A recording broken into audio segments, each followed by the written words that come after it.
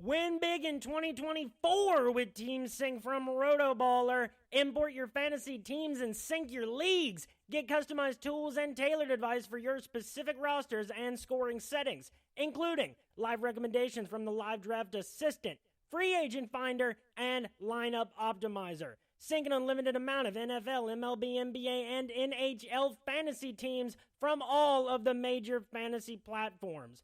Get a discount for any premium pass using my promo code KNUCKLER, KNUCKLER. So just visit rotoballer.com in the new year. Just visit rotoballer.com/radio in the new year and start rotoballing like a boss. Before you know it, fantasy baseball is going to be here. We're in the midst of fantasy basketball and fantasy hockey action for those lunatics in your life, me being one of them.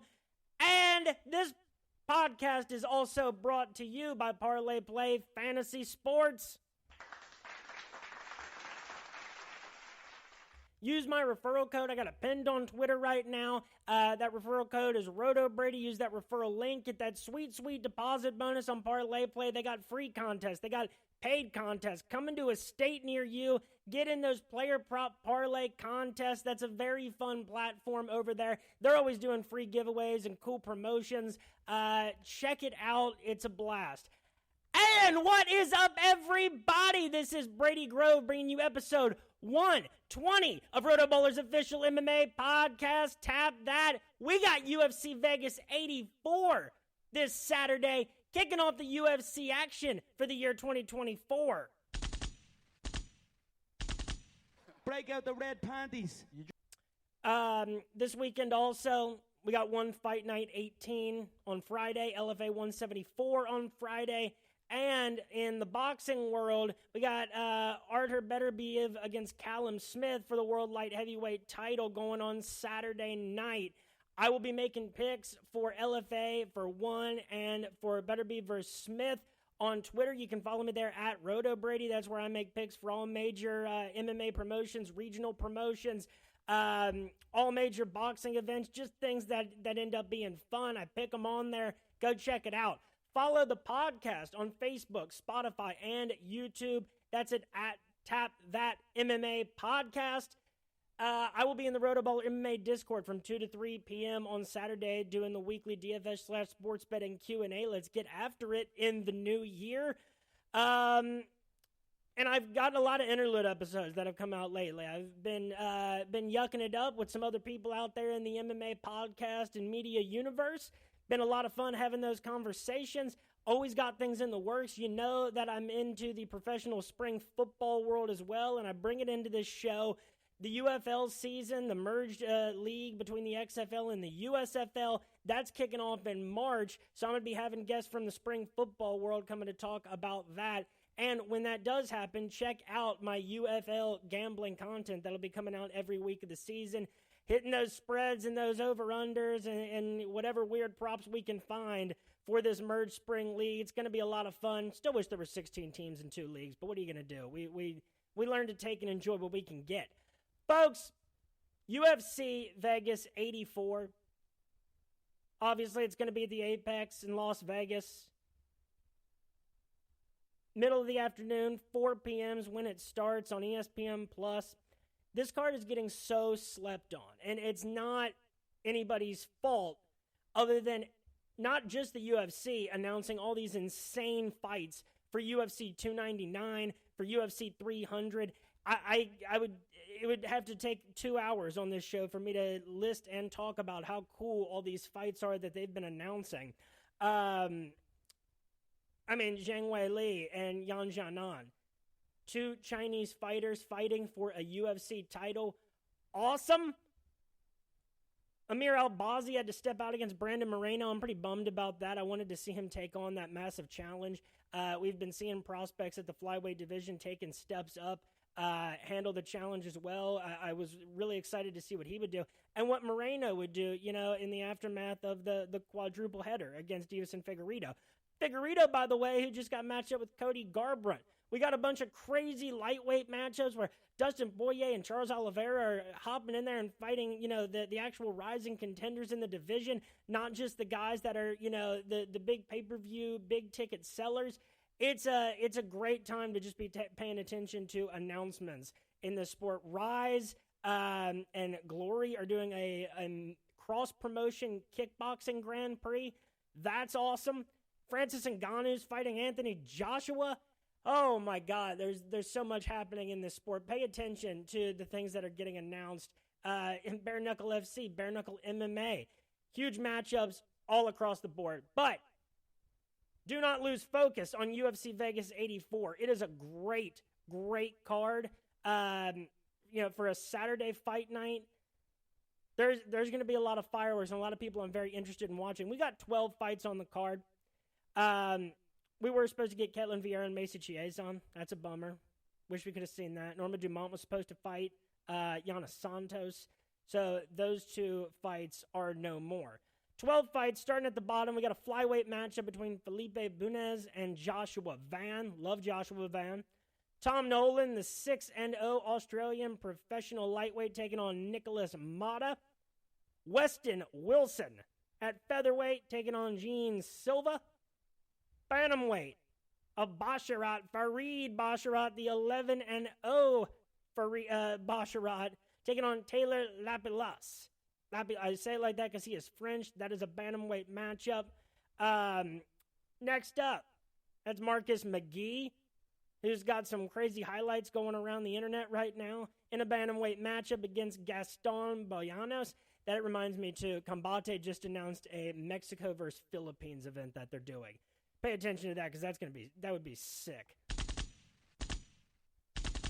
At welterweight, Preston Parsons, who was supposed to take on Basil Hafez, he's taking on Matthew Semelsberger. At heavyweight, Andre Arvlosky, 34-22 as a pro, taking on 10-1 Waldo Cortez Acosta. Middleweight, Phil Hawes against Bruno Ferreira. Ricky Simone at bantamweight against Mario Batista. Jim Miller, the legend, Jim Miller taking on Gabriel Benitez. The co-main event of the evening, a rematch. A great, great co-main event, a real slip, but everybody's paying attention because everybody's got a strong opinion, mostly leaning one direction here. It is a flyweight rematch between the number 6th ranked flyweight in the world, according to Tapology.com, Matheus Nicolau, the guy that won by split decision in the first matchup, Emmanuel Kopp's second fight in the UFC, and he's taking on number 7 flyweight in the world, according to Tapology.com, the former EFC champion, the rising champion, Manel Starboy Kopp, my favorite fighter to watch in this division, maybe in the game right now. A lot of people have money on Kopp to be the flyweight champion by the end of 2024 as a future. And, a lot of people have been talking about that first decision. I didn't realize that that public opinion was as strong as it was. Seeing the media scoring pretty much across the board had it for Starboy in their first matchup. It was, Kopp was still new to the UFC. He was still in that gun-shy phase where he was just really hesitant to pull the trigger. Still made it close. And apparently, a lot of people thought that he won that first matchup. And a lot of people seem to be of the opinion that he's going to be even more ready and, his full dangerous self on Saturday night. And the main event of the evening, we were supposed to get this months ago. It is the number 1 technically ranked light heavyweight in the world, according to Tapology, Magomed Ankalaev taking on Johnny Walker. After that fight that ended real weird, after Johnny Walker was asked, "Where are you?" he said, "In the desert." And apparently that answer did not suffice for the doctor. He stopped the fight, and he got to know how it feels to feel that hated on a given night. And that nerd, he didn't even realize what he had just done.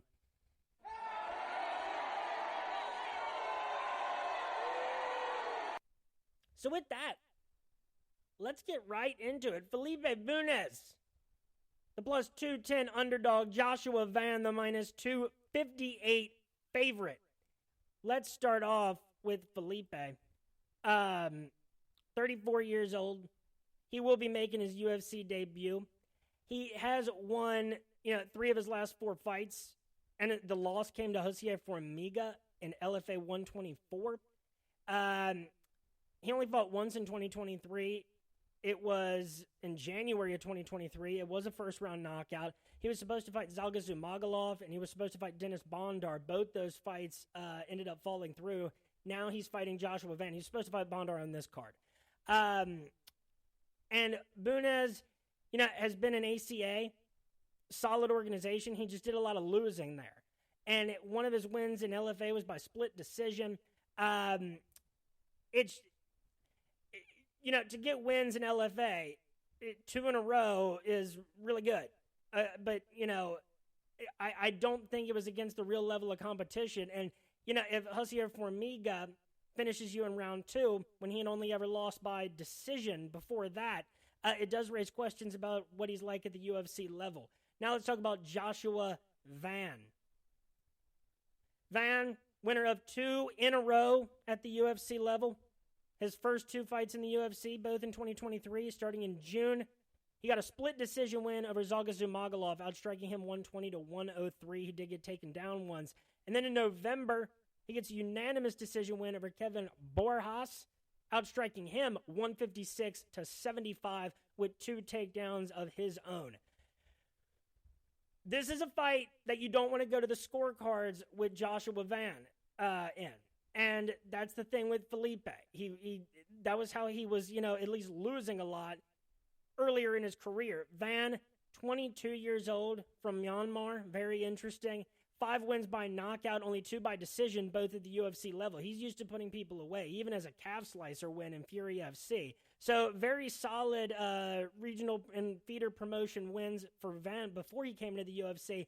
And then, he's proven himself at this level already. A very entertaining fighter to watch. Van is going to be really popular in DFS this week, I guarantee. He's a guy that could very quickly turn into a real prospect at flyweight with, another impressive win. So, I think Joshua Van wins this fight probably like 75 to 80 times out of 100. Maybe 85. I'll give Felipe a little bit of the benefit of the doubt for the wins at the LFA level. Van by decision is plus 230. Considering that Felipe has never been knocked out, I will say that Van just pieces him up on the feet, probably lands over 100 strikes. Give me Van by decision plus 230. Hit it. Ow! Next up, and that's a fun one to talk about to lead off because everybody's talking Joshua Van. Tom Nolan against Nicholas Mata. Nicholas Mata, who did not look good his last time out in the UFC. Mata is the plus 275 underdog. Tom Nolan, the minus 345 favorite. A lot of people saying about Nicholas Mata, don't do this. You cannot do this, Let's start with Mata. Mata, 2 wins in the UFC, 2 losses, and a no contest. The no contest came against Trey Ogden, November of 2023. That got overturned afterward. Losses to Manuel Torres by first-round knockout and to Jim Miller by second-round knockout. After those, a lot of people said that he just looked very different. And he did against Trey Ogden. Manuel Torres put him away nastily in the first round. And, Jim Miller, that was just mean to do to Nicholas Mata at that point, coming out of the Contender Series. And one of his wins is in the Contender Series by unanimous decision where he got outstruck 54-42. And then his only other win in the UFC, September of 2022, a first-round knockout over Cameron Van Camp, which doesn't mean, a ton to me. Tom Nolan, born in the year 2000, has 1 win in the Contender Series, a first-round knockout over Bogdan Grad. Tom Nolan, 23 years old. I can't believe that if you were born in 2000, you're 23. Had a pretty long amateur career, comparatively so.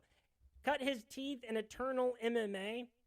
And, the combined record of his last 3 opponents, counting the Contender Series, was 27-8. And he put away his last 4 opponents with knockouts, 3 in the first round, 1 in the second. His first 2 professional wins were by unanimous decision, and that's how his amateur career started off too. 3 straight decisions, and then he starts putting people away. 2 first-round knockouts, a spinning back fist included to cap off his amateur career in a second-round rear naked choke against Brandon Stowers in 2018. It's, again, seems kind of like mean to do to Nicholas Mata to put him against big train Tom Nolan. But I do have to agree. Don't do this. You cannot do this, Mata does not look good following those 2 knockout losses, and his wins don't mean very much to me at the UFC level. Tom Nolan, while he might be unproven, he finished his opponent really nicely in the Contender Series. He has only looked fantastic as a professional. People love Australians. Tom Nolan's young and on his way up. He is the minus 345 favorite. So give me Tom Nolan to win this fight 85 times out of 100. And give me Nolan by TKO knockout minus 195. Easy money. Hit it. Next up, we got Weston Wilson and Gene Silva in a featherweight matchup. Weston Wilson, the plus 625 underdog. Silva, the minus 950 favorite. Dear Lord. Well, let us start off then with Gene Silva. Winner of one fight in the Contender Series, a unanimous decision back in September of 2023 against Kevin Vallejos. Outstruck him 87-71 and got a takedown en route to the UD. Weston Wilson, he is 7 years older. He has one loss in the UFC in his debut, a first-round knockout loss, granted to Anderson Brito. That fight got finished early. I think that they will have the same. Weston Wilson will have a 4-inch reach advantage. Just to look a little bit at what Weston Wilson did before in the UFC. Yeah, I mean, he was in Global Legion, Conflict MMA, and Tough Enough. The last 2 opponents, their combined record before he got into the UFC was 12-8. He does have a very little bit of boxing experience. He's been around the block. He's been in LFA. He's fought in a lot of different places. He's fought some decent people. Bobby King is one that kind of sticks out, but just not a remarkable, anything coming into the UFC. Well, Gene Silva, 8 knockouts, 2 subs, 1 decision. He was in Spartacus MMA before coming into the Contender Series. He put away 5 straight opponents in the first round before coming into the Contender Series. So I think that's where this is headed. Gene Silva is closer to Anderson Brito than he is to the Fabricio Francos and the Mike Wilsons of the world. So I think we're going chalk again with the prospect over the guy in, his mid-30s who's looked unremarkable, and we have no reason to believe that anything else is going to happen. Gene Silva wins this fight 85 times out of 100. I think probably at least. Weston Wilson's been around too much to say plus 625 for a guy like Silva who's been around so much, or who's very untested when Weston Wilson's been around so much. But, how to do it, though? How does he get it done? I mean, you could say, Gene Silva by knockout because that's been the majority of his victories. Minus 300, though. You could say Silva in round 1, that's minus 143. And I think that that's where the actual value is. You could use Silva by TKO knockout minus 300 to string something together. Silva by submission plus 350 I don't think is horrible just if he gets Weston Wilson rocked. So I think that there's a few in play there. Really, I would say Silva wins in round 1 minus 143. Next up, we got a bantamweight matchup between Taylor, Double Impact. You could read that nickname a number of different ways. Lapalou. I'm going to go Lapalou. He is French, born in 1992. He's taking on Farid Basharat. Farid, the 11-0 professional, currently ranked as the number 37 bantamweight in the world, according to Tapology.com. Farid Basharat is the minus 278 favorite, not too surprising. Lapalou, the plus 225 underdog. I'm sure I'm butchering that. Let's start with Double Impact. Shockingly, this is crazy. He's 4 4-1 in the UFC. Does it not feel like that is the case? Does he feel very fresh? Well, because his first 4 fights in the UFC were between April of 2015 and September of 2016. He was super active for a short period of time, went 3-1 in that stretch. Currently sits at 19-3. He's only 31 years old. And after he beat Leandro Issa by unanimous decision September of 2016 at UFC Fight Night 93, then he's in GMC, TKO, picked up some wins there, and not only that, picked up a win against one Nate Maness in TKO 48. Nate Maness was 10-0 at the time. Goes to Aries FC, beats someone by the name of Wilson Race, December of 2021. Ends up picking up the Aries FC Bantamweight title, April of 2022. He was supposed to fight Khalid Taha back on September 2022. Then he was supposed to fight Muin Gafarov September 2023. Then he finally got back in the UFC spotlight September of 2023. The main event of that, let's check it out. That was Gane versus Spivak. And he beats Callan Lufran by unanimous decision, outstriking him 84-48. Got taken down twice. He is, in all of his wins, he outstruck Rocky Lee 80-37, 2 takedowns to 1. Outstruck Yuta Sasaki 31-16 en route to a second round knockout, and got the knockdown en route to a knockout. He did lose to Eric Perez by unanimous decision. He even got a knockdown against Perez in that fight. Eric Perez was able to slow that fight down to a pace that Lavelu was able to do much less damage. 31-20 on the striking for Perez in that fight, and only 1 takedown for Perez. Outstrikes Leandro Issa 63-19. Gets taken down 3 times. Still wins by unanimous decision. And then outstrikes Callan Lufran September of last year, 84-48. Gets taken down twice. No matter. That is very interesting. For a guy to have done so well in the UFC, regardless of the level of competition that he was fighting against, and he had to take a big layoff. He's had a lot of sizable layoffs.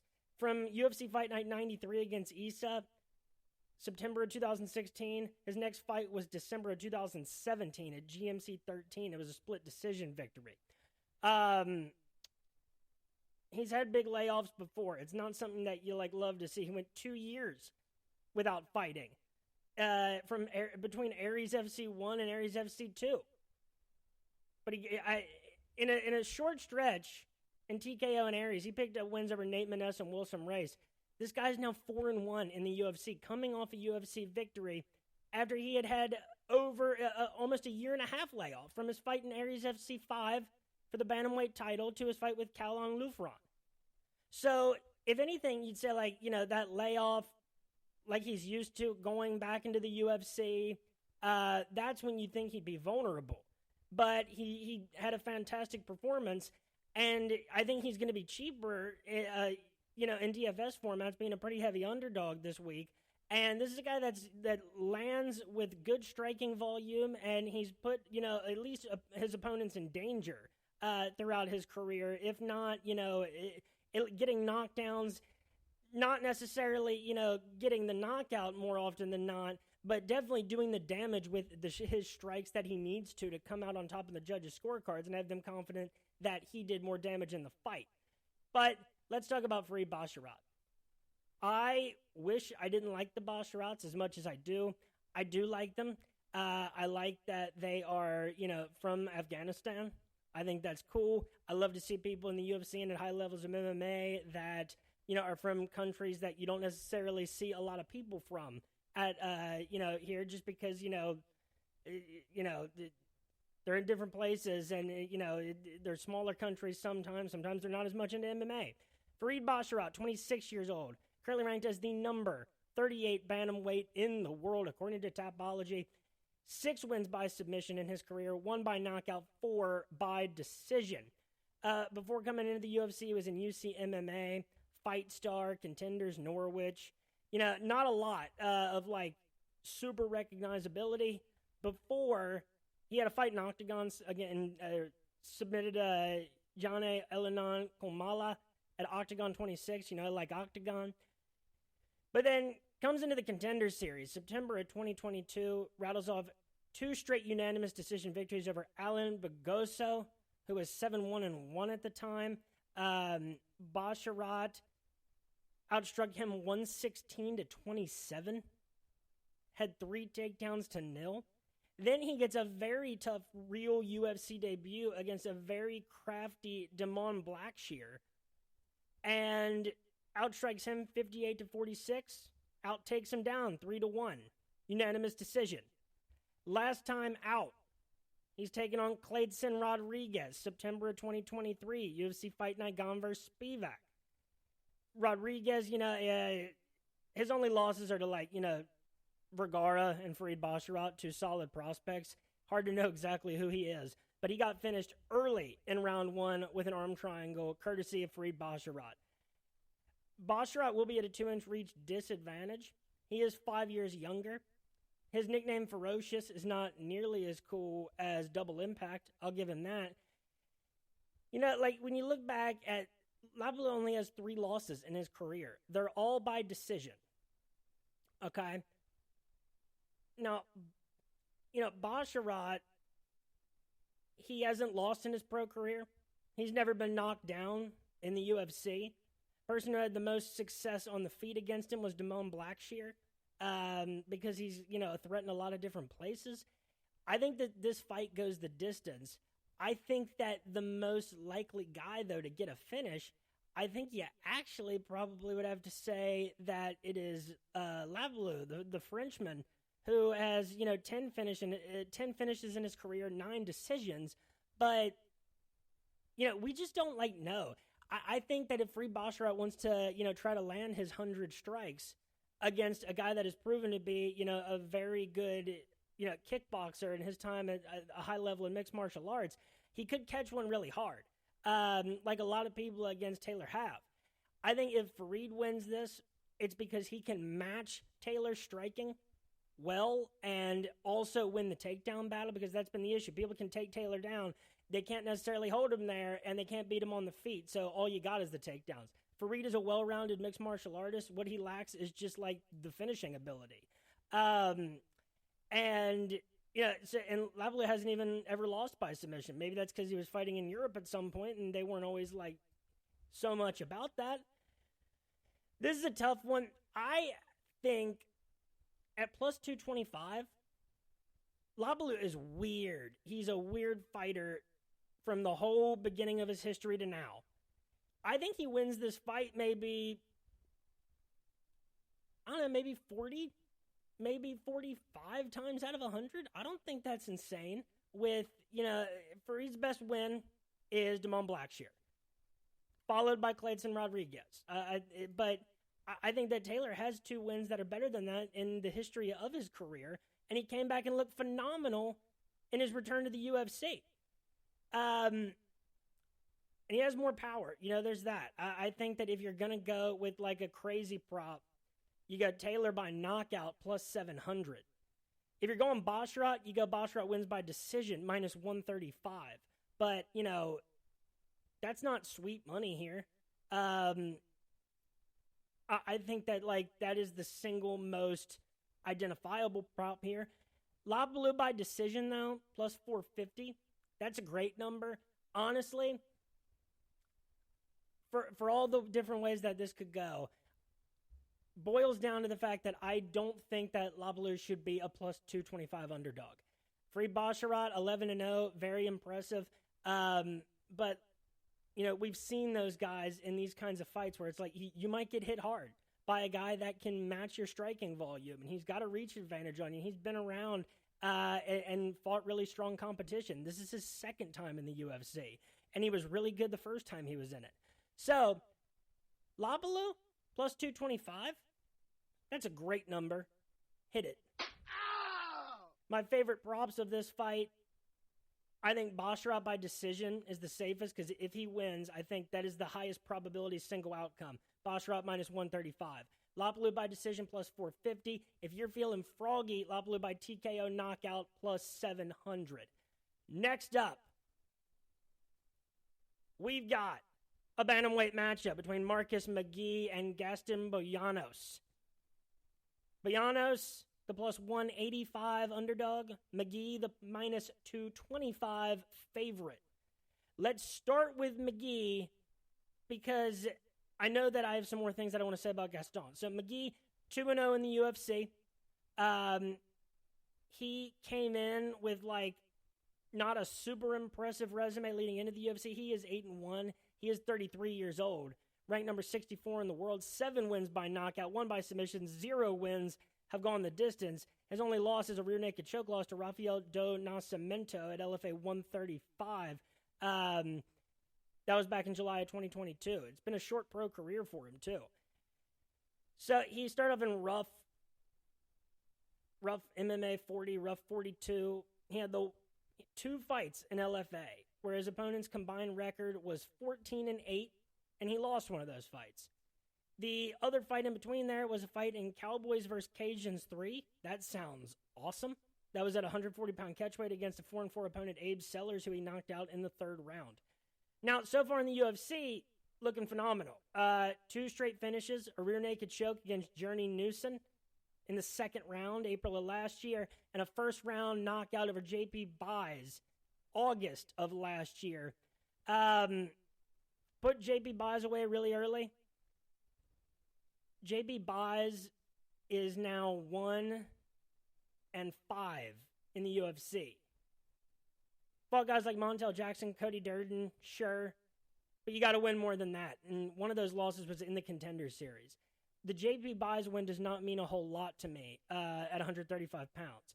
Journey Newson, he outstruck him 25-13. He got a knockdown en route to a 2nd round rear naked choke. Journey Newson has done a lot of losing too.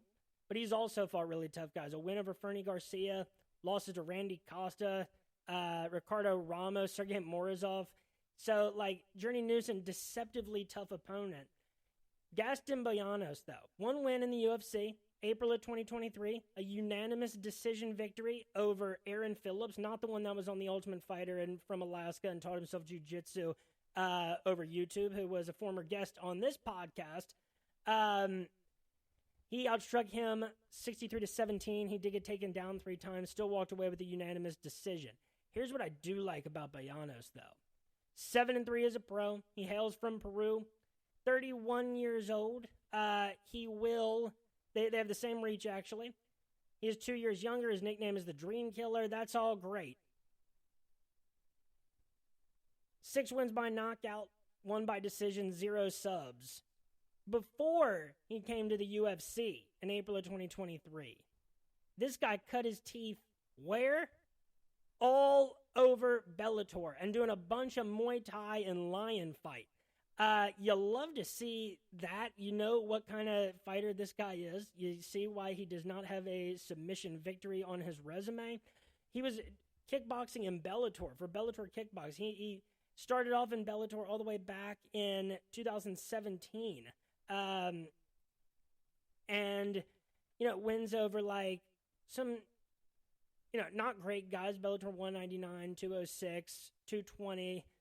Nathan Stolen, who was 9-4 at the time, he knocked him out in the 1st round. Knocked out Ysidro Gutierrez in the 2nd round, 2018.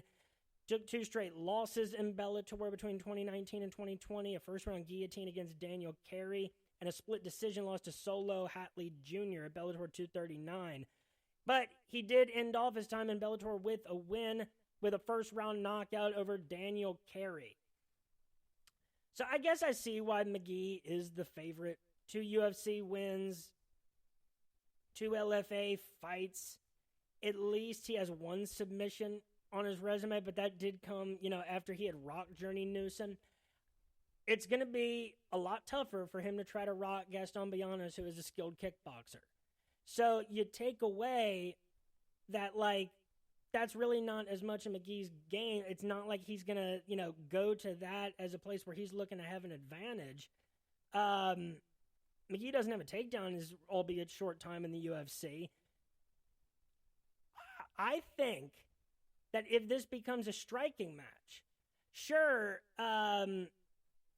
sure, Marcus McGee could, land a big shot and end up with a knockout. That's 7 of his 8 career wins. But Bolaños, won his last 2 MMA fights at the Bellator and UFC levels. His last loss was February of 2020, and he was on slate to fight Johnny Soto and Cass Bell, 2 fights in a row that fell through. In his career, 6 wins by knockout, and a win by decision, which might be just a little bit more meaningful. The fact that he might be able to go 3 rounds and, win an extended kickboxing match with Marcus McGee. You're telling me that Bolaños plus 185? I think that Bolaños wins 45 of these fights out of anywhere from 40 to 50, at least. I think that this is a very even fight. I think it's a really good matchup for Bolaños. If he can avoid, getting hit really, really hard, and he has the skill to do so, then, he can work his striking magic on McGee, and whether he ends up putting it away or running away with it, on the judges' scorecards, I think he has more ways to win this. Bolaños, plus 185, hit it.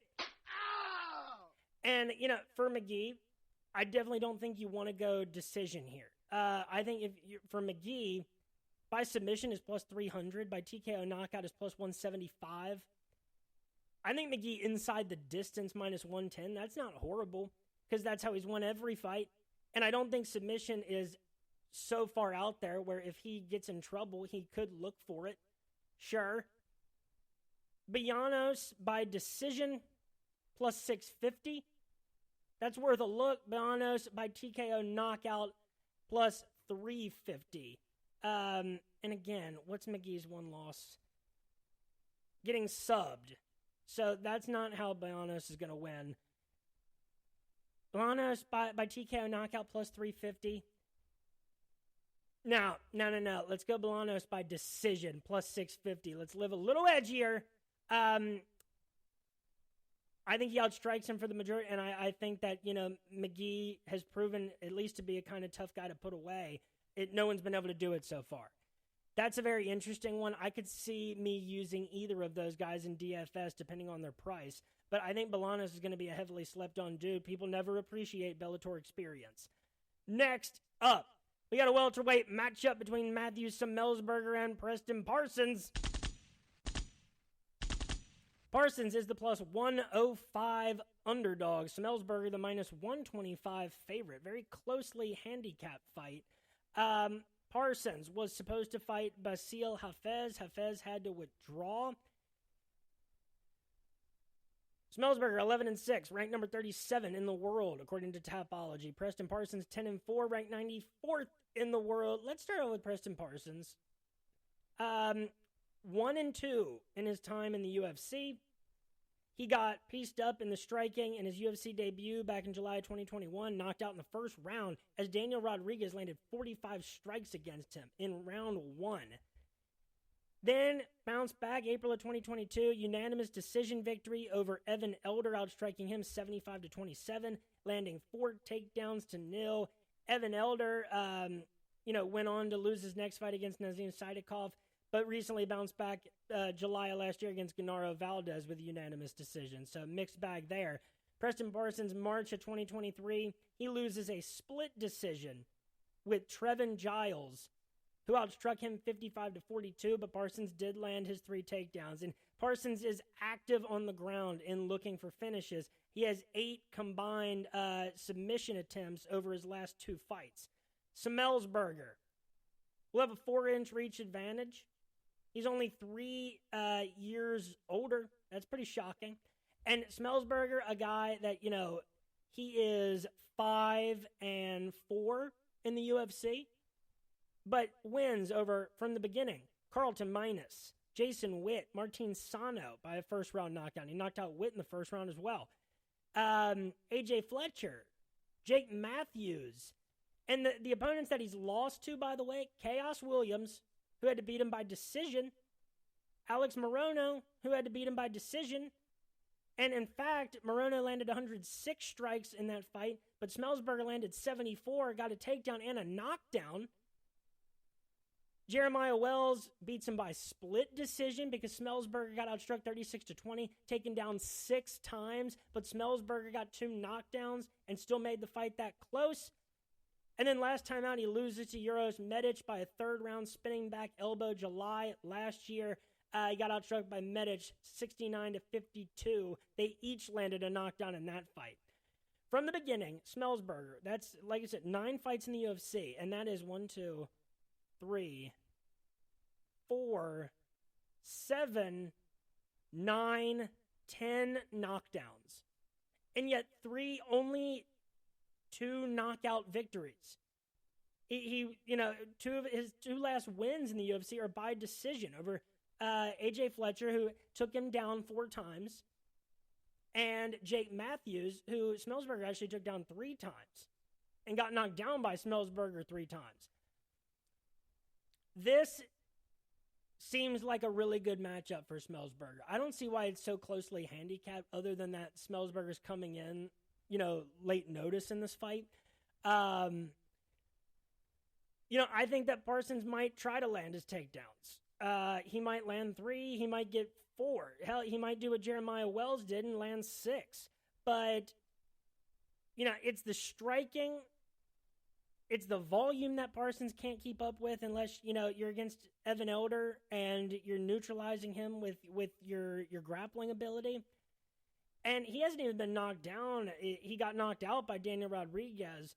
I just think he's very vulnerable against a guy like Smellsberger, who is going to do his damage even if Parsons is able to get the takedown. Parsons might be afraid to go for the takedown after he gets cracked. So,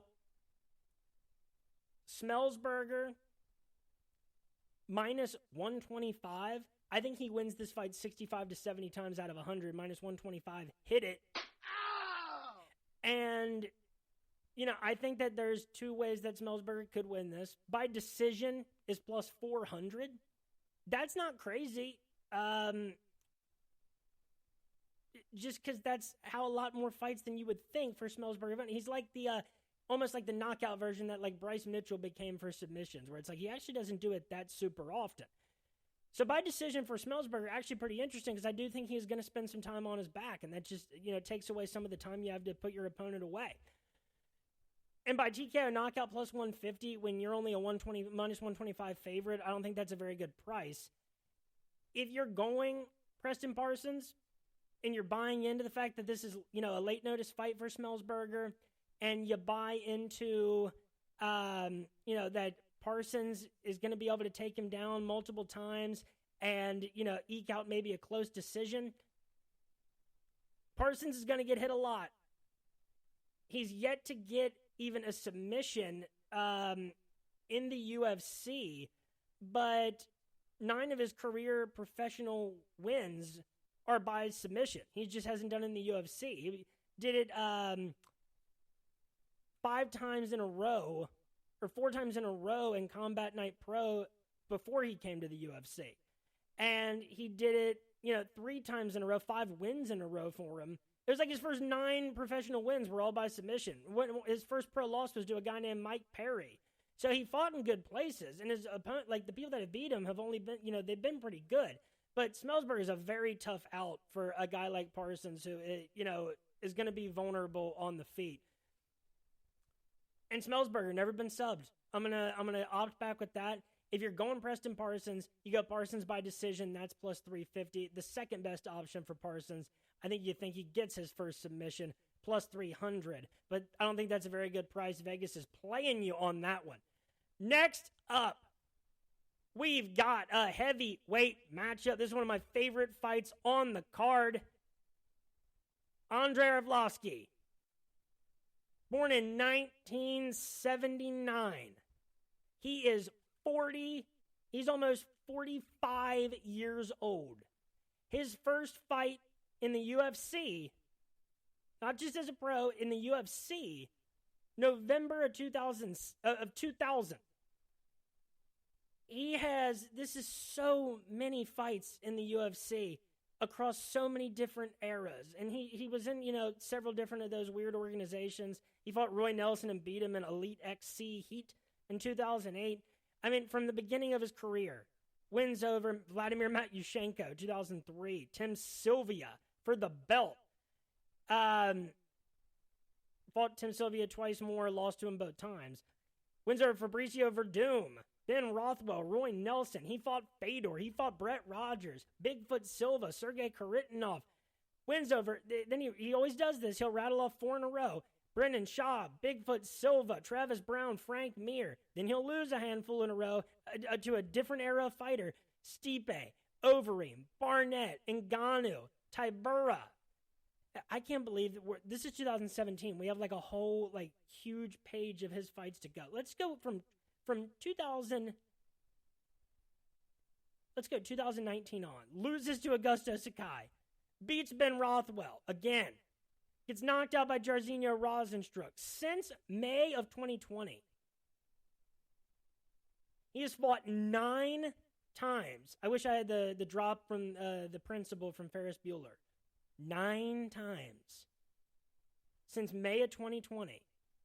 In that time, he is 6-3. Wins over Felipe Lins, unanimous decision. Tanner Bozer, unanimous decision. Chase Sherman, UD. Carlos Felipe, UD. He landed a combined 188 strikes in those 2 fights. 2 straight split decision victories over Jared Vandera, over Jake Collier. Now he has lost 2 in a row, gotten finished in both of them. A first-round rear naked choke against Marcus Rogerio de Lima, and a second-round knockout loss to Don'Tale Mayes his last time out, June of 2023. I mean, wow. The real question is going to be, where does Waldo Cortez Acosta fall? Right now, is he closer to, and has the time passed to where Arlovski couldn't beat a guy like Felipe anymore? Or, a guy like Lins or Bozer? Very possible. Collier and Vandera, Collier's a weird fighter. At a certain level, he can give anybody a tough night. But, Arlovski, you have to be losing a step, man. You're 45 years old and you've been fighting in the UFC almost since its inception. You've been in the UFC off and on, sort of, for now almost like a quarter of a century. So that's crazy. Now let's talk about Waldo. Waldo, who was not born in 1979, he was born in 1991. He actually has a 1-inch reach advantage. His nickname is Salsa Boy. I love his name, Waldo Cortez Acosta. I liked what I saw, I like him as a very, mid-tier prospect, forgettable, but, he's, interesting to watch because he's kind of younger. He's been winning. He's got a kind of fun skill set to watch, and he's a guy that you could see rise up in this division and be in some interesting matchups.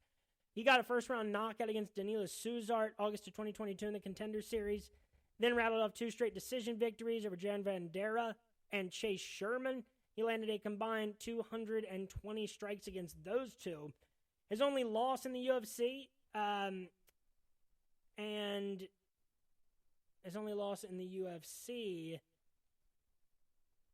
as a professional, is to Marcus Rogerio de Lima, who beat him by unanimous decision. And it was a unanimous decision. I think it was 29-20. Yeah, all 3 judges had a 29-28 for Marcus Rogerio de Lima. And that's because Waldo was able to land 82 strikes. Rogerio landed 59, but got 3 takedowns. And so Waldo lost on the judges' scorecards. Bounces back August of last year with a first-round knockout victory over Lucas Brzeski, a UFC Fight Night Holloway versus the Zombie. It was great to see a knockout from him, after it had been a while and it looked like he was just going to, consistently outbox these different opponents of a questionable level. This is a great test for him. Andrei Arlovski has been in this situation countless times where he's facing a guy who's kind of a mid-tier prospect on his way up, kind of has good hands, kind of like Felipe. And, Arlovski has that ability. It's why he has that longevity, is that he can slow a fight down kind of to his pace. He's so experienced. And, if it takes hitting you with 60 strikes to win, round by round, eking out a 29-28 split decision, Arlovski knows exactly how to do that. Waldo Cortez Acosta he needs that volume in this fight. And I think he's going to have to hurt Andrei Arlovski, but I think that we're kind of at the point where he can do that. I think Waldo's getting more comfortable after that Rogerio loss. I think that might have even, upped his confidence. Rogerio de Lima is a really tough heavyweight, and, he gave him a really good fight. Waldo has really good boxing. I think that, I don't think it's going to be like against Carlos Felipe, which was a close fight too. That was 29-28 on all the judges' scorecards.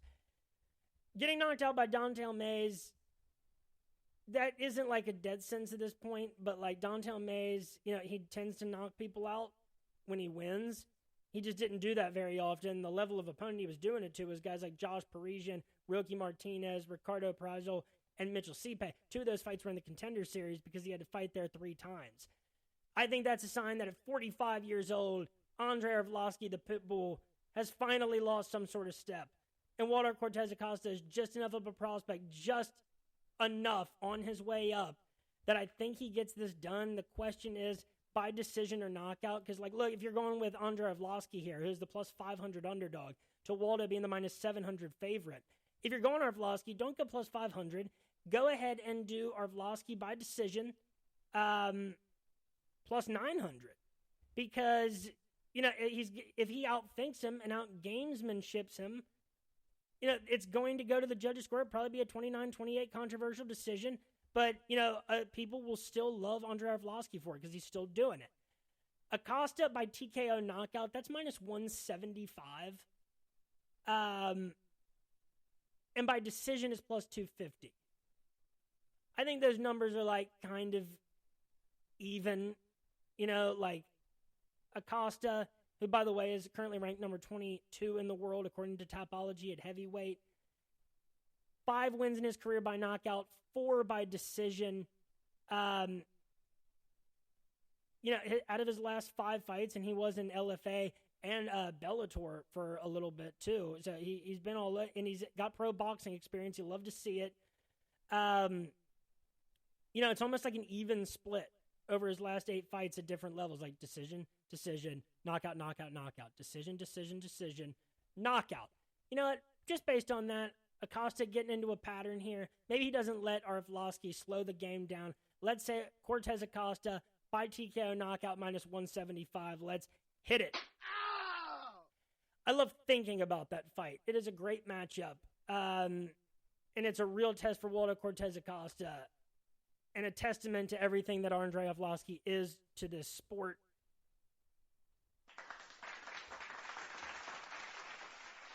Next up, we got a middleweight matchup between Phil Hawes and Bruno Ferreira. Phil Hawes.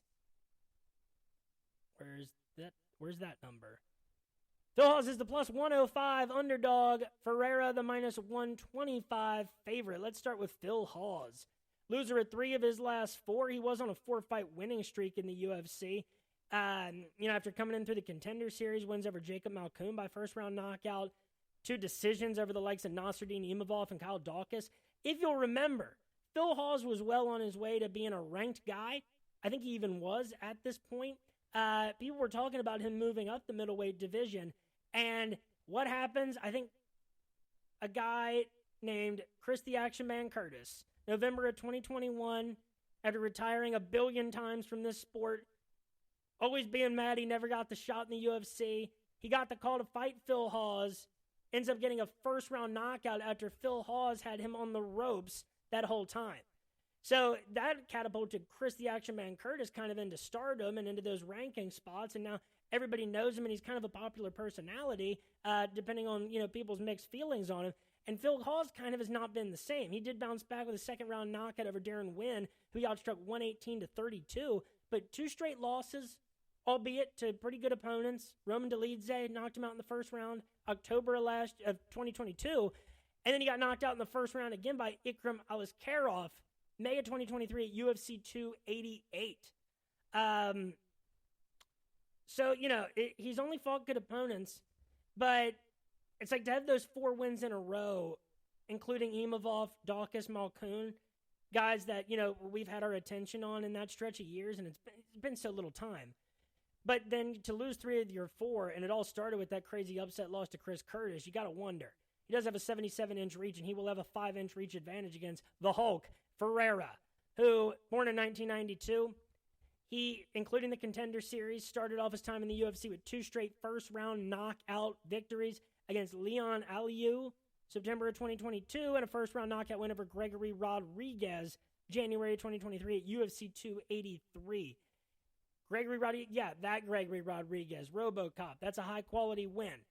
But July of last year, he felt that pain against Nursultan Ruziboyev, got knocked out in the first round in Nursultan's UFC debut. Weird spots for these guys coming in, for sure. A win over Gregory Rodriguez is meaningful. And you kind of look back for Phil Hawes, like, were some of those wins that he did get a little less meaningful now that we look back than we thought they might have been at the time? Perhaps. This should be a very closely handicapped fight. All 3 of Ferreira's UFC fights have ended in first-round knockout, whether he won or lost. All but 2 of Phil Hawes's...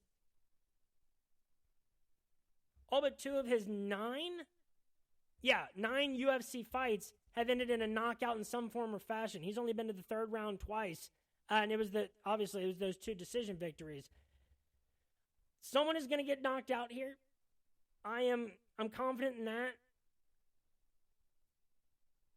You know, like, ultimately, man, I do think Phil Hawes just, like, did beat and lose to the better guys. Gregory Rodriguez, that's a great win, but that guy gets knocked out by, different people. My God, he got knocked out by Jordan Williams, September of 2020. And a lot of Gregory Rodriguez's wins, they're against solid opponents, but, like, not even as good as the guys that Phil Hawes has lost to. Some of them, like Chidi, all right. Julian Marquez, Jung Young Park, a really tough fighter, sure. Dusko Todorovic, all right. And now Gregory Rodriguez is fighting Brad Tavares, huh? So, I think on that, Phil Hawes gets a lot of hate. I kind of get why. But the wins he's had, the losses he's had, he has the higher caliber resume. He's going to have a big reach advantage here. And so, I think similar to how Ferreira lost his last time out, I think Phil Hawes is going to get a knockout here. By the way, I need to go back. I think Waldo Cortez Acosta wins that fight against Arvlovsky. Probably like 75, 80 times out of 100. So I'm not touching a straight-up victor. Hawes, I think he wins 55, maybe 60 of these fights out of 100. Plus 105 all day. That is one of my favorite money line shots of the entire card. Break out the red panties. Now, if you're picking a prop for these two, Ferreira by TKO knockout plus 110. Ferreira in round 1 plus 170. Hawes in round 1 plus 230. And then Hawes in round 2 plus 700. Fight ends in round 1. That's minus 139. That's a pretty good number. I wonder if there's like Hawes by TKO knockout in round 1. That's plus 370. Ferreira by TKO knockout round 1 plus 255. This is a fun one to go deep on those props for. But Hawes plus 105, I'm very happy with that. Hawes by TKO knockout plus 165. Because he might do it in round 1 or round 2. I don't think there's any reason to split the hairs that much. But I think if you're going Ferreira, I think you do go just in the first round. And damn, that's how Phil Hawes has gotten knocked out his last 3 fights. His last 3 losses have been first-round knockouts. Interesting, chess match of knockout power in the prop game there. I think that, especially if Phil Hawes is going to be a slight underdog, I think I'm going to have Phil Hawes in DFS lineups, hoping for a home run finish there. Next up, we got a bantamweight matchup between Ricky Simone and Mario Batista.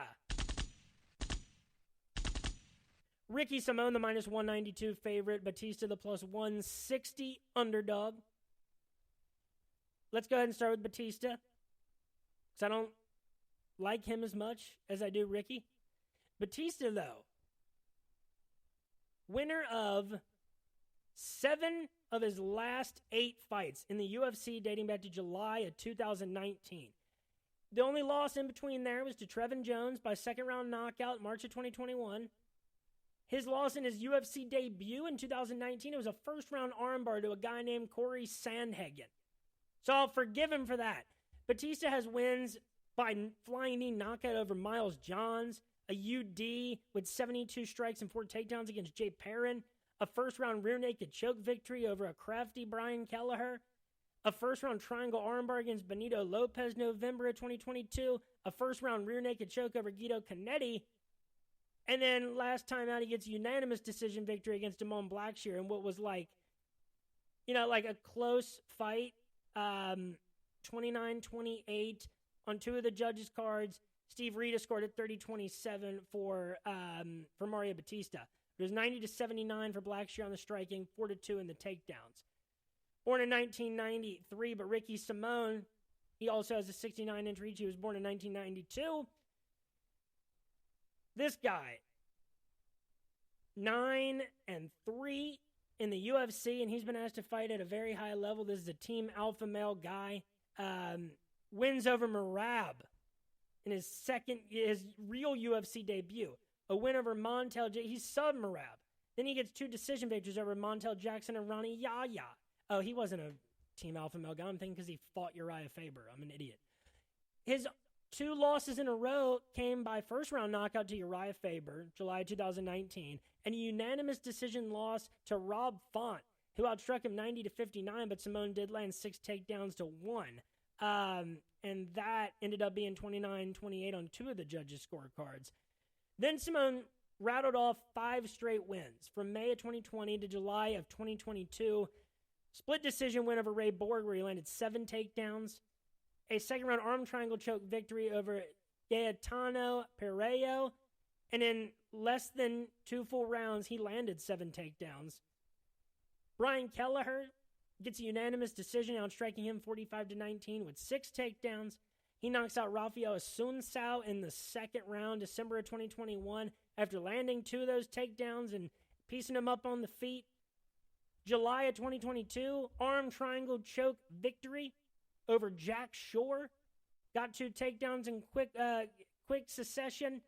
Gets a knockdown. He's hitting you from all over the place. His last time out against Song Yadong, April of 2023. It was the main event. Song outstruck him 105-60. Ricky did land 2 takedowns to nil for Song. Song knocked him down twice and round to the 5th round knockout. So it made it into championship rounds, but Ricky wasn't able to finish it out. It's big to have that 5-round experience. He made it into 2 different championship rounds. He did get battered by Song for sure, but we have seen, Song beat really high caliber, but that guy is a very real contender. But Simone, combined, let's just go back to even his loss to Rob Font. 6 takedowns, 7, 6, 2, 2, 2. And his only 3 losses in the UFC are to Uriah, the California Kid Faber, Rob Font, and Song Yadong. There is a reason that Tapology.com, doesn't have Ricky Simone ranked at bantamweight? There's no rankings for these guys at bantamweight? That doesn't make any sense. Ricky Simone is a very, very high-quality bantamweight, and he can beat a lot of the best in the world on any given night. He gives them fits. So, Simone being the minus 192 favorite, Batista, I think, has definitely earned respect coming into this matchup. It's just like his best win is Brian Kelleher, Miles Johns. He, too, has a loss to a really good opponent in Sandhagen. But Simone wins over Shore, Asuncao, Kelleher, Borg, Yaya, Jackson, Merab. Ricky Simone does not just dabble in that high quality of competition. He lives there, and you have to be one of the best in the world to beat him. The question is, how do I really think he does it? Because, I think that overall, I think Simone, with his full-bodied attack, ends up winning this fight 70 to 75 times out of 100. Batista lands his own takedowns, too. Damon Blackshear took him down 4 times, though. Perrin took him down twice. Gene Susan took him down twice. That's going to be a problem if Ricky Simone's looking to wrestle. And Batista, as far as, like his losses, he's getting knocked out once, he's been submitted once. Doesn't tend to go to the judges' scorecards often, but that's been mostly victories. So I think Simone wins like 70 to 75 out of 100. I think that he's a decent, like if he's $19 or $20 in DFS and you can afford that, you make that special budget room for that, then I do like Ricky because I think that he's a really good, pick to finish this fight inside the distance, which, by the way, is plus 240. I like that number. Simone at minus 192, I think that's a fine number. If Batista was like plus 185, I'm thinking about that a lot harder. But not in this instance. I don't think that he finishes Ricky Simone, with his cavalcade of submissions. And I don't think that he's a skilled enough striker, a devastating enough talent to knock him out. If I was going Batista, I guess I would go like by knockout, I guess, which is plus 650. Individually for Simone, submission is plus 500. Knockout is plus 450. That makes, that's sensible. I just think like these are two really crafty, dynamic fighters, but Simone is just craftier and more dynamic. So it is hard to pick an outcome. So minus 192 or inside the distance for Ricky is probably as much as I'm going to like anything individually here.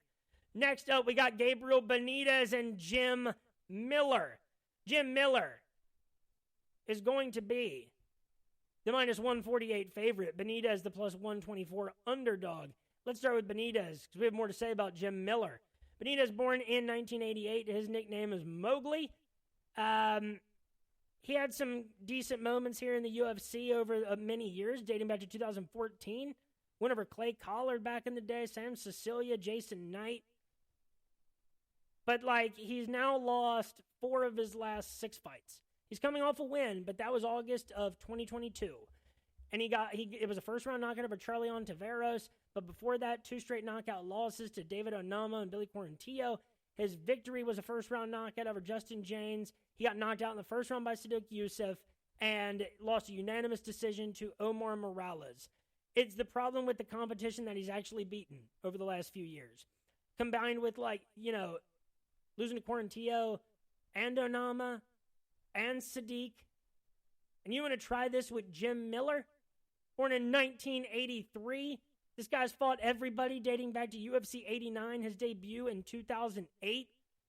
Fought Gray Maynard, Mac Danzig, Dwayne Ludwig, Leeson Tebow, Charles Oliveira. He beat him in 2010. Ben Henderson, Melvin Gillard, Nate Diaz, Joe Lozon, Pat Healy, Donald Cerrone, Benil Dariush, Michael Chiesa, Diego Sanchez, the Fireball Kid, Talking Origami, Lozon again, Thiago Alves, Dustin Poirier, Anthony Pettis, Dan Hooker, Charles Oliveira again, Clay Guida, Roosevelt Roberts. And now that he's in this twilight of his career, when we're just getting to enjoy the work that he is still doing, and he's still putting people away. He has won 4 of his last 5, and he's been pretty active. That dates back to February of 2022. Second-round knockout over Nicholas Mata. He pieced him up good. He got a second-round guillotine against Donald Cowboy Cerrone.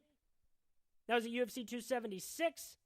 He's coming off a win against Jesse Butler by first-round knockout at UFC Fight Night KKF versus Amir Albazi, June of last year. The only loss in that time is a loss by unanimous decision to Alexander the Great Hernandez, who outstruck Jim Miller 108 to 67, February of 2023. So, Benitez, I feel like, is going to get finished. The level of competition just not there with Benitez. And Jim Miller is, he's working Gabriel Benitez's level of competition and working him over good. So, I think Jim Miller finishes this inside the distance. That's how he's won his last, this guy does a lot of winning. The last time that Jim Miller won a UFC fight by decision was November of 2016. So, pretty safe bet. You go Jim Miller. Minus 148 is not bad. I think he wins this fight 70 to 75 times out of 100. Yeah, probably 70 is a better number just because the age that is there. Jim Miller inside the distance, that is plus 130. I like that a lot. Because Miller by TKO knockout plus 275 and by submission plus 330. I think that those are like almost completely even in how much I like those prices. But inside the distance is, I think, the safest bet that you have here. Besides Miller minus 148. You give me plus money that Jim Miller puts him away, hit it. Ow! And if I'm going Benitez, I'm not. His last 3 wins against not good competition were first-round knockouts. So I guess if you're going Benitez, you're betting on Jim Miller's age and the wear and tear getting to him, and you're going, Benitez by TKO knockout plus 215. Because I hate him at plus 124. And Jim Miller, I think, depending on his price, he could be good in DFS. I could definitely see him at $16, $17, maybe even $18. No, $16, $17 working his way into some of my lineups in FanDuel and, whatever that equates to over in DraftKings. Next up, we got the co-main event of the evening. Break out the red panties. Matheus Nicolau, number 6 in the world at 125 pounds, against Manel Starboy Kopp, number 7 in the world. Some people think that's about to change. This is nuts. Kopp is the minus 285 favorite. Nicolau, the plus 230 underdog. That's crazy for a guy like Nicolau, who has won 4 of his last 5 fights and 7 of 9 fights in the UFC. And in the UFC flyweight division, dating back to 2016, where if you were, not flyweight, it was bantamweight. But at the time, in those years, if you were at a higher level of those divisions, there wasn't a whole lot of you. So he fought and beat John Moraga, Luis Smolka.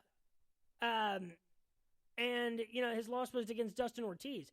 There was that layoff from July of 2018 to when he next fought in the UFC, March of 2021. It was against Starboy, which is it's weird that it came there's this gap between a guy like Dustin Ortiz, who he fought on UFC Fox 30. How long ago that feels like that was. Then he had 2 fights outside of the UFC, and Future FC and Brave CF beat a dude named Felipe Efrain, solid. Was supposed to fight Jose Torres, was supposed to fight Tajiro Lembekov, ends up getting matched up with Starboy in Starboy's second fight in the UFC. I mean, we'll get to that in a second, too. But, Nicolau, winner of 4 of his last 5 since he returned to the UFC. 3 decisions, 1 knockout. A decision against Kopp that a lot of people thought Nicolau should have lost. It was 29-28 on every scorecard. It was a very close fight. Kopp outstruck Nicolau the first time, 61-55. He did get taken down twice. Round by round, it did seem that Kopp was just very hesitant to throw his strikes. If he would have let it go, that could have ended up being a finish. But he just wasn't ready to let go for whatever reason. And Nicolau was able to get off 55 strikes that ended up getting him a razor-thin margin victory. But then Nicolau goes on to beat, staple Tim Elliott by unanimous decision, October 2021. Again, he got outstruck. They each landed a takedown. But he ends up winning 29-28 on every judge's scorecard. Next, he gets a unanimous decision victory over David Dvorak, March of 2022. He gets outstruck 39-36 over the course of 3 rounds. Not a whole lot of strikes. He did get a knockdown over Dvorak and ends up winning 29-28 on all 3 judges' scorecards. December of 2022, a second-round knockout victory, finally, against the likes of Matt Schnell. He outstruck him 32-20, got a takedown and 2 knockdowns en route to that win. Schnell is he's super crafty in his own right. He had that crazy comeback victory against Sumata Hari. And Matt Schnell has, only fought the best of the best since 2019. Fights with Pantoja, Bontorin, Royval, Sumatahari, Matheus Nicolau. So Schnell is a very, very tough fighter. That win is meaningful. So that's 4 really good bantamweights. Wait. Flyweight. What the hell am I talking about? Yeah, Nicolau was at bantamweight at one point. No, those were flyweight. What am I saying? Anyway. What was it? Was it small? No, it was Dustin Ortiz that had that in my head. So that's 4 really good flyweights that he beat in a row from 2021 to 2022. Last time out, April 2023, UFC Fight Night Holloway versus Arnold Allen. Nicolau gets knocked out in the first round with a knee from Brandon Royval. Royval, after that win, goes on to get a UFC flyweight title shot, which he lost most recently, December of last year, just recently, to Alexander Pantoja. So, credit to Nicolau. The only guy that's beaten him in the UFC in, what's now like 6 years is Brandon Royval, who's been about as good as you can get at flyweight, except for the guy that has the belt and the other guy that had the belt. Now to Starboy. He'll have a 2-inch reach advantage. He is younger by like 10 months. So they're very close together in a few of their measurements. To go back to Kopp's, track record before he came to the UFC, he's from Angola. That's awesome. Love to see that. Currently ranked number 6 in the world. 11 knockouts in his career, 5 wins by submission, 2 losses by submission, 3 decision wins, 4 decision losses. He's never been knocked out. He was over, why did I think he was with the EFC? He wasn't. That's Dreykus, but there are, a ton of African like a lot of the African talent passes through EFC. So that would have been cool to see. When he was in Ryzen, you guys know I love Ryzen. Wins over Ian McCall. He fought guys like Kyoji Horiguchi. Split decision loss to Kai Asakura, who, by the way, just recaptured the Ryzen Bantamweight belt over Juan Archuleta on New Year's Eve this year. Title run in Ryzen. 3 knockouts in a row over Sachiro Ito, Takeya Mizugaki. Love Mizugaki, who's now 40 years old. He was in the WEC days. So that guy's a real vet. To fight guys like Mizugaki and Ian McCall and Kyoji Horiguchi, Kai Sakura, what an experience that Ryzen provides. So he leaves Ryzen as their bantamweight champion, weighing in like at 130 pounds, like 133. He was supposed to fight Rogerio Montoro in August of 2020. Got canceled because Montoro got hurt. Then he was supposed to fight Alexander Pantoja December of 2020. Pantoja had to withdraw. Finally gets his UFC debut February of 2021 and, loses to Alexander Pantoja. Straight up, he did. Cobb got outstruck 74-49 in that fight. He landed 2 takedowns. He won a round on 2 judges' scorecards, just with the strength of his striking, and the takedowns helped. And after that, he was still, hesitant and gunshot. That's what happened against Matheus Nicolau, even though that's a fight a lot of people, like 100% of the media apparently, thought that Manel Kopp won.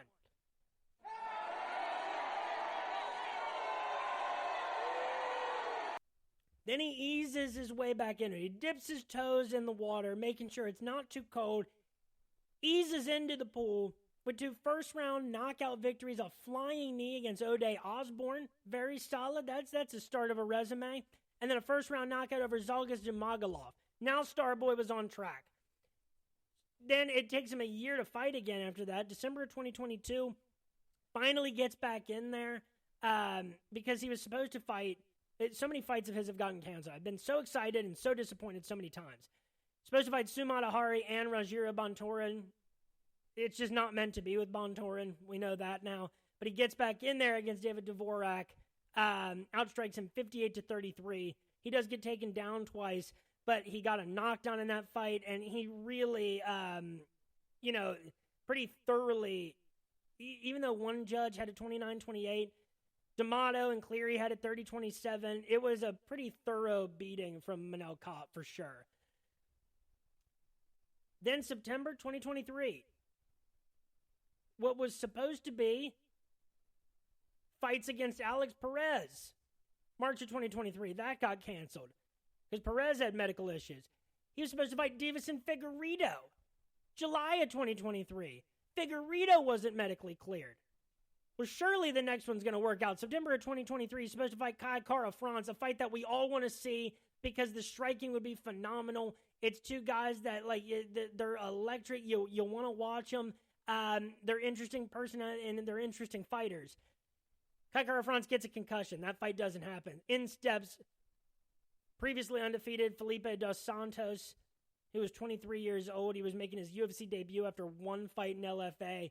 Ran into a buzzsaw named Starboy, who outstruck him 112-1-99. But he got a knockdown against Felipe dos Santos. It was a, gutsy performance by Felipe. I forgot about that. Kape has the resume, when you look at the names, that it's like, all right, he lost to two good opponents. He's got one really good win in there against Dvorak, two pretty okay ones, one that you have no idea what it means against Felipe, the last one. So it is a resume that looks worse than it should be because he should have fought everybody who's at the top of flyweight by now. They were supposed to happen at every other point. Here's the thing. I love Starboy.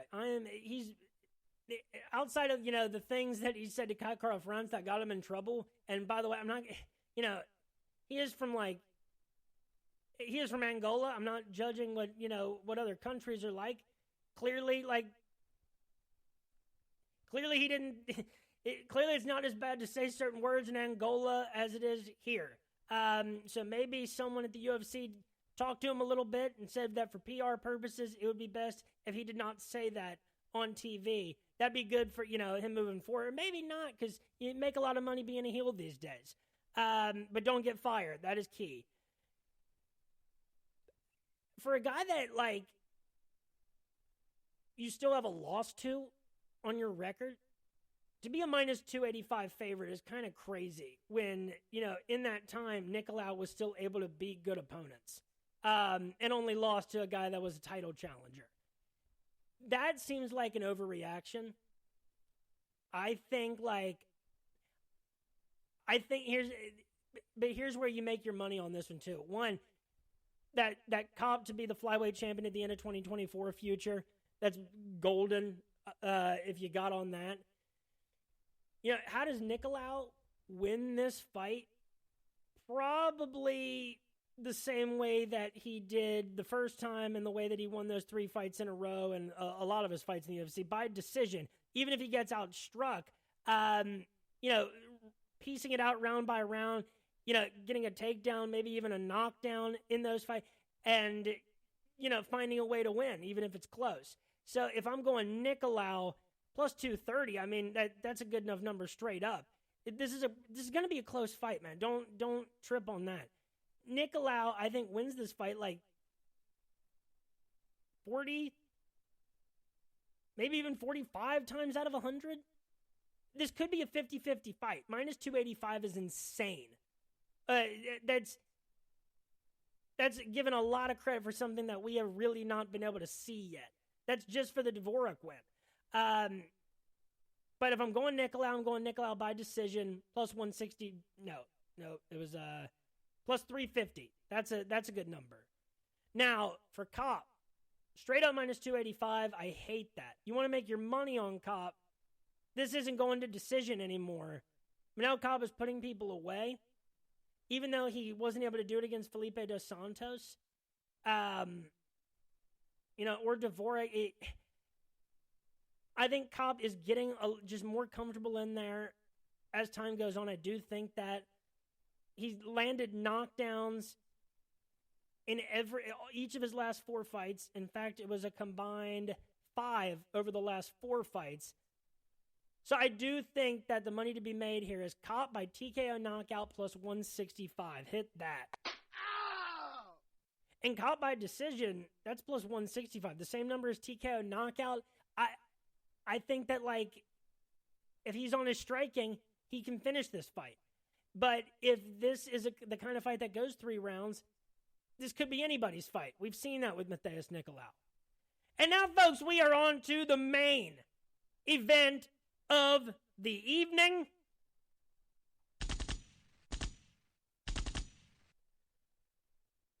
Johnny Walker versus Magomed Ankalaev.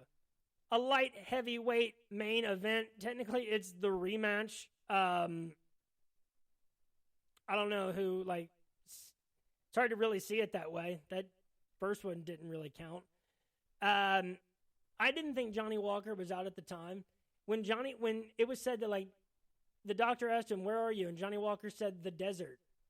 I was like, first of all, I believe him when that was the best that he could do. That seems very Johnny Walker to say, like, I don't know, I'm in the desert.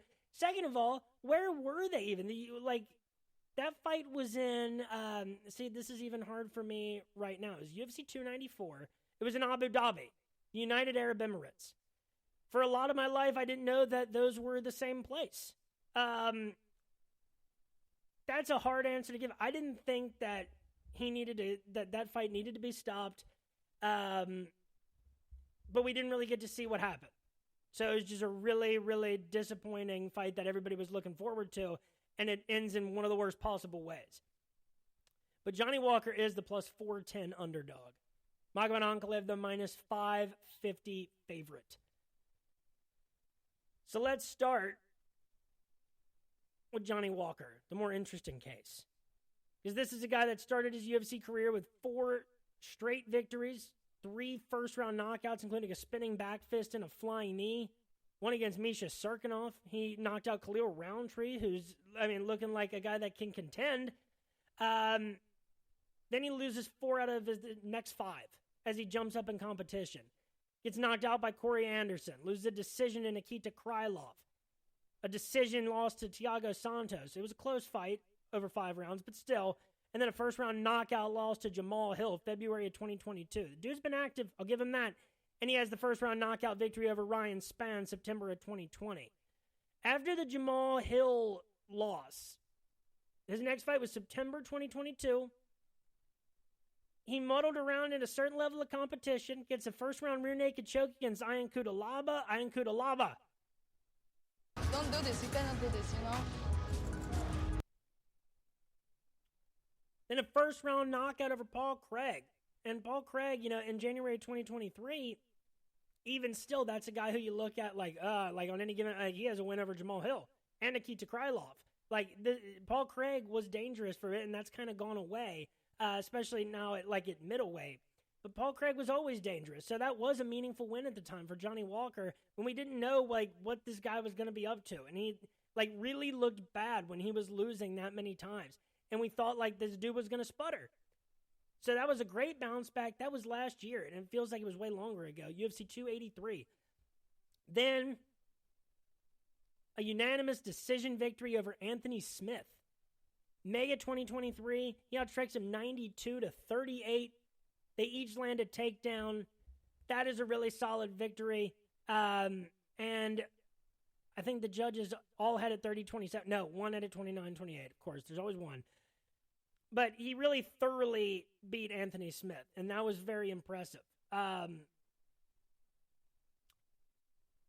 Magomed Ankalaev fight, UFC 294, is supposed to happen October 21st, 2023.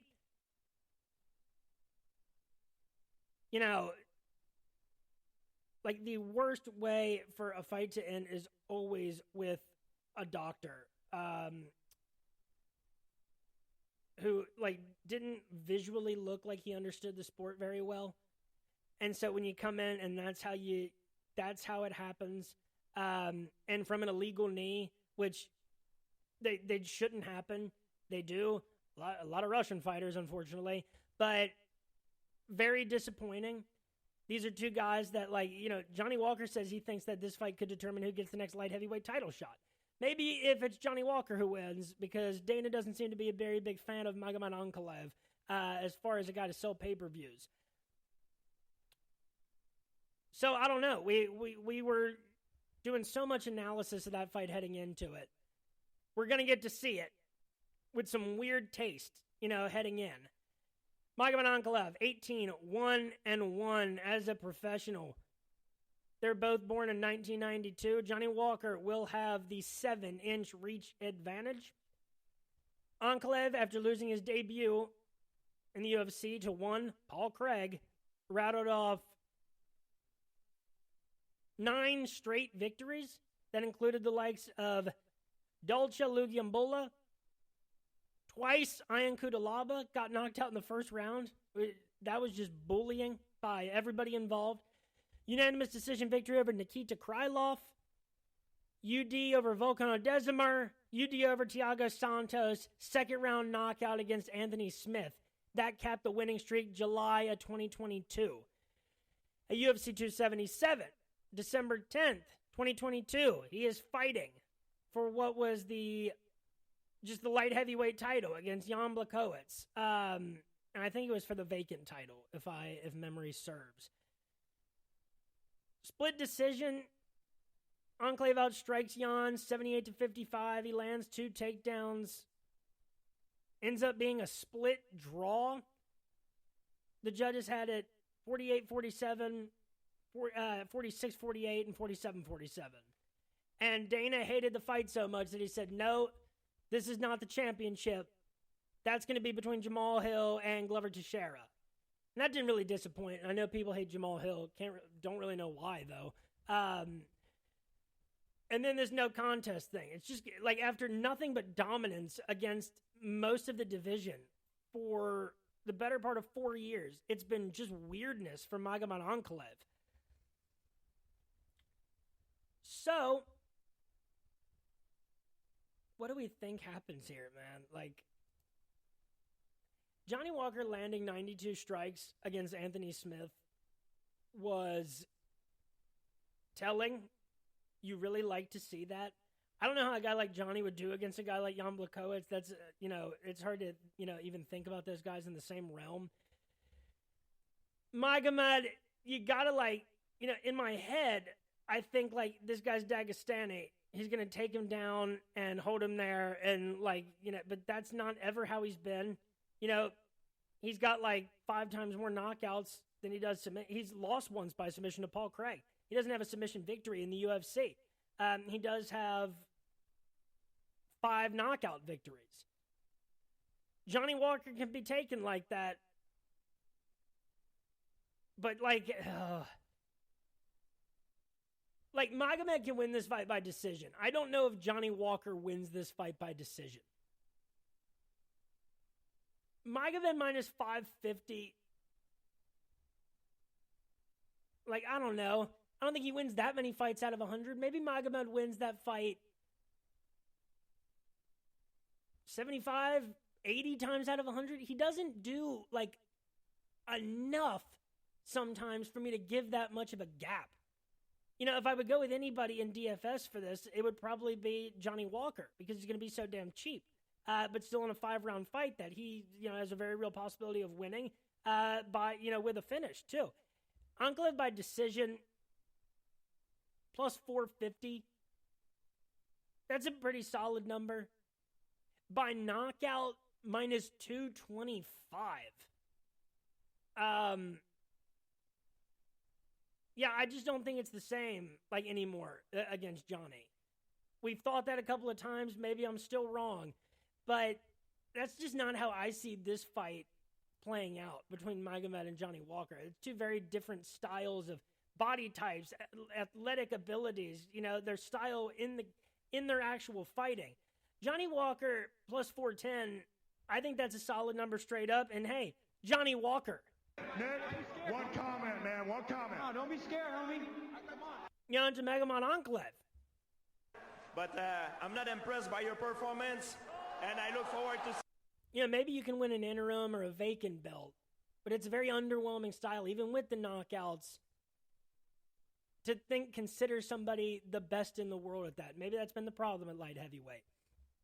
Johnny Walker plus 410 straight up. I think that's the one I like, but Johnny Walker inside the distance plus 550. Hit it. Have yourselves a fun main event. Enjoy watching that. Folks, it's, the UFC hiatus. It always leaves me a bit rusty. I talked for a while. There were some fights I loved to talk about on this one. It's been a long day. My son is now 8 weeks old. Silas is outside the office right now.